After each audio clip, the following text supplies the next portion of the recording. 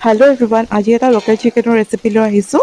ইয়াত মই দিছিলোঁ প্ৰথমতে আপোনাৰ মিঠাতেল, পিঁয়াজ, আদা নহৰুৰ পেষ্ট আৰু লগতে আপোনাৰ মই মছলাৰ এটা মিশ্ৰণ বনাইছিলোঁ।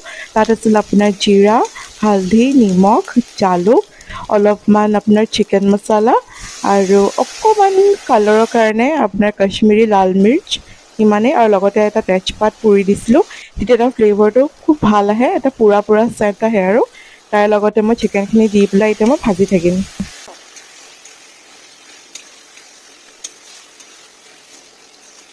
ইয়াৰ লগতে মই দিম আপোনাৰ জহা কোমোৰা। জহা কোমোৰাটো মানে খাই ভাল লাগে মাংসত দিলে। আৰু লগতে মই দিম আপোনাৰ ওলকচু। ওলকচু মানে আছিলে, সেইবাবে মই ওলকচু দি দিলোঁ। ইয়াত মই লোকেল চিকেনত এড কৰিছোঁ জহা কোমোৰা, ওলকচু আৰু আলু। আজি কাৰীটো মানে খাই খুবেই ভাল লাগিব, যিহেতু অকণমান থলুৱা ষ্টাইলত বনাইছোঁ মই, একদম মানে ঘৰুৱা আমি যেনেকৈ খাওঁ চিম্পুল। আৰু মছলাখিনি বেছি তেনেকুৱা একো মছলা দিয়া নাই, নৰ্মেল মছলাই দিছোঁ, যেনেকৈ জিৰা, জালুক, অকণমান চিকেন মছলা আৰু কালাৰৰ কাৰণে কাশ্মীৰী লাল মিৰ্চ, সিমানেই। আপোনালোকে কেনেকৈ বনাই মোক জনাব, আৰু যদি মোৰ ভিডিঅ'বোৰ চাই ভাল লাগে পাৰে যদি লাইক, কমেণ্ট আৰু মোক ফ'ল' কৰি দিব, তেতিয়াহ'লে মোৰ ভিডিঅ'টো চাই থাকক।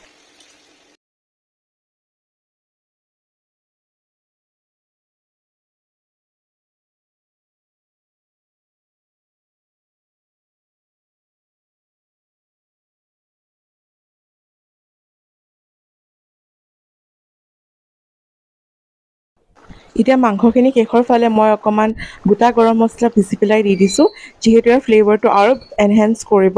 এয়া মোৰ বনাই হৈ গ'ল, মোৰ চিকেন কাৰী ৰেডি। আপোনালোকে খালে নাই জনাব, আৰু আপোনালোকৰ দিনটো যে শুভ হওক তাৰে কামনাৰে আজিলৈ আহিছোঁ, বাই।